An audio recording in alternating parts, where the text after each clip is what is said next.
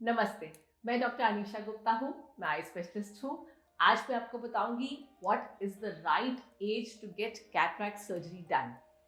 Cataract या सफेद मोतियाबिंद एक बहुत ही कॉमन प्रॉब्लम है।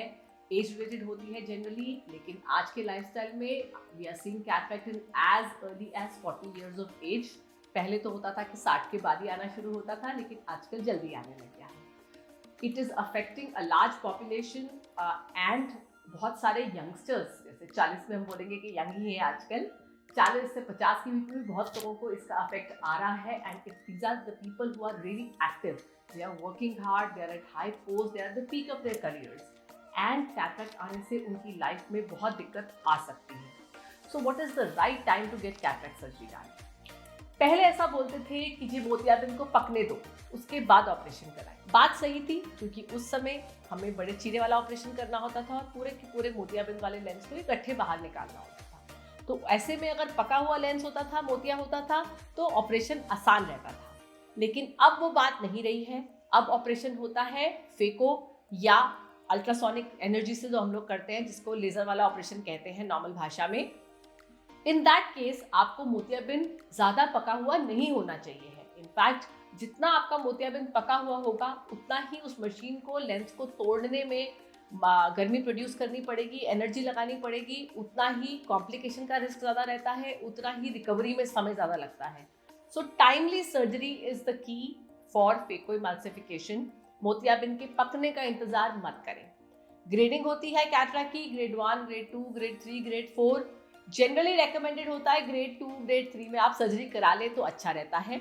लेकिन at the same time grade 1 पे भी सर्जरी हो सकती है अगर वो आपकी विजन को अफेक्ट कर रहा है। Yes, as I said, cataract is never an emergency.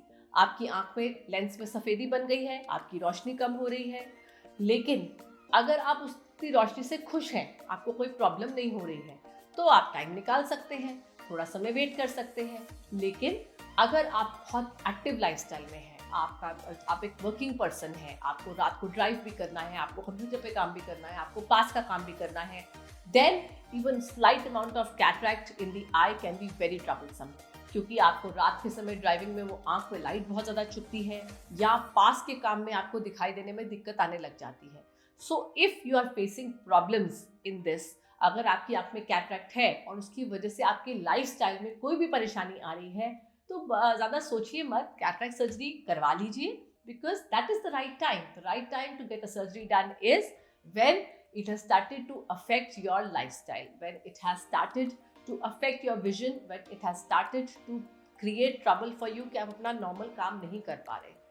पकने का इंतज़ार नहीं करना है, आजकल वो ट्रेंड नहीं है, आजकल वो बात नहीं है कि हमें पकने का इंतज़ार करना है। साथ में मैं यहाँ पर ये भी हाईलाइट करना चाहूँगी, बहुत सारे बड़े लोग कहते हैं कि हमें तो ज़रूरत नहीं है, हम तो 70 साल के हो गए। ऐसा नहीं है, आपको सबसे ज़्यादा ज़रूरत है, क्योंकि आपको दिख नहीं रहा है, चोट लगने का रिस्क है।